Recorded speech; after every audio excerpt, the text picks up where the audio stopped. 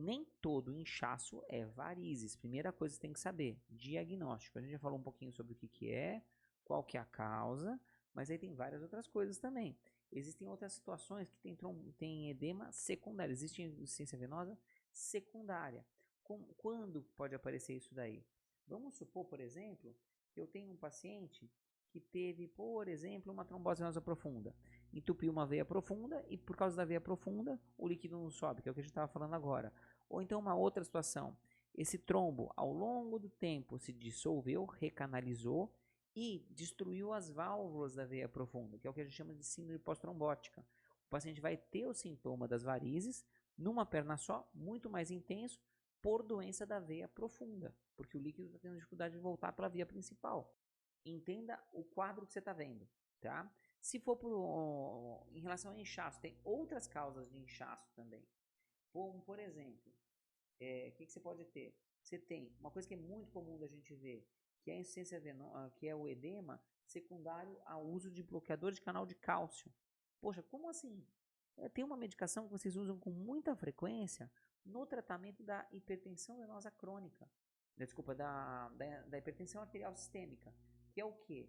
Que é o amlodipino. São os bloqueadores de canal de cálcio. Amlodipino, nifedipino, tá? Então, o que acontece? Quando eu uso um bloqueador de canal de cálcio, é uma medicação excelente para pressão, principalmente na raça negra, tá? E o tipo de paciente que responde muito bem com o amlodipino.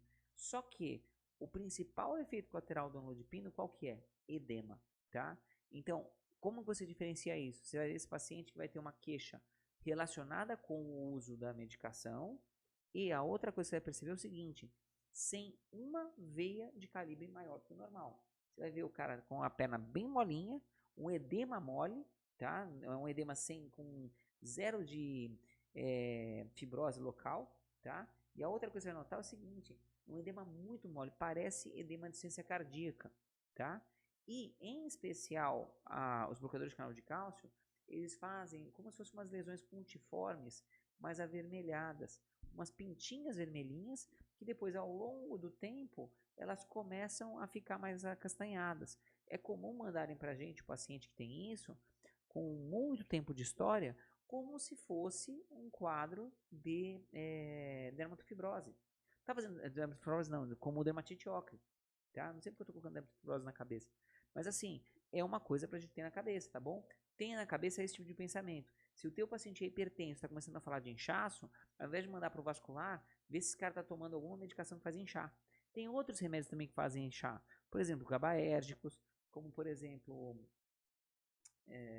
corticoide, tá? Tem uma série de coisas que podem fazer inchar. Tem em consideração isso também. Outras doenças sistêmicas podem fazer inchar. Por exemplo, insuficiência cardíaca. Por exemplo, insuficiência hepática. Por exemplo, desnutrição. Lembra que desnutrição tem dois tipos. Tem o marasmo, que a pessoa faz aquela perda ponderal violenta, perda muscular proteica, e tem o kwashiorkor. No kwashiorkor o cara não faz proteína a ponto de jogar líquido para o terceiro espaço. Então, desnutrido muito importante, às vezes vai fazer ascite e faz edema inferior, tá?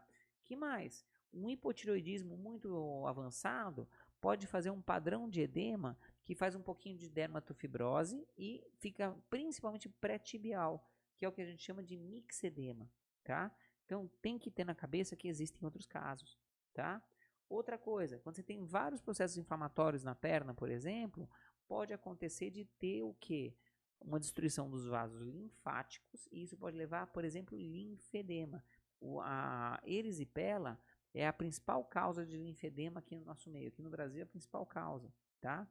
Aquele negócio de linfedema fugiu o nome agora, por filariose, é raro aqui no Brasil. Aqui você encontra em algumas regiões no oeste de São Paulo, você acha lá na região do Recife, mas não é tão comum. O de longe, o que é mais frequente é por erisipela, tá? É o mais frequente aqui no Brasil, tá?